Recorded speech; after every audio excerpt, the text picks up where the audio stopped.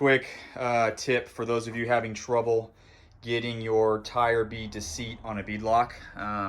I've mounted probably 25 tires on beadlocks before. I've had issues a few times. Most of the times I can get them on. You do the screwdriver trick, work it around, use the hammer, use some lubricant. I use just dish soap.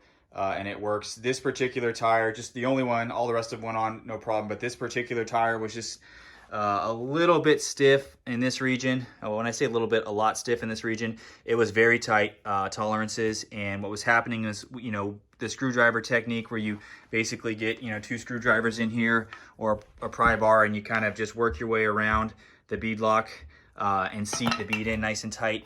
I'd get it all the way super close, and then it would pop out. So then I enlisted the help of my wife, and we would get it super close, and then it would pop out. Then we enlisted my stepdaughter and then my stepson, and we still couldn't get the thing to seat. So went online and found this tip, which is actually pretty cool.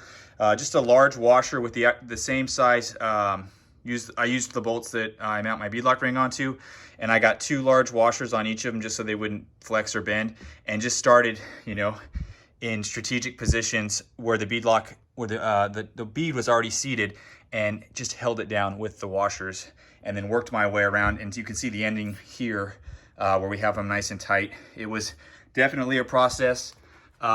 Used every screwdriver and pry bar that I had, dead blow, but I got it on. So for those of you that have that one-off tire, in terms of sometimes, like I said, I've mounted these Milestars before. They haven't given me problems. Just this particular one had a little bit extra rubber, or just wasn't a little bit tighter in that region. So for those of you that are having that same problem with one of your tires or all your tires, try this technique out. It worked. Definitely some elbow grease, but it definitely worked out. So just a quick tip.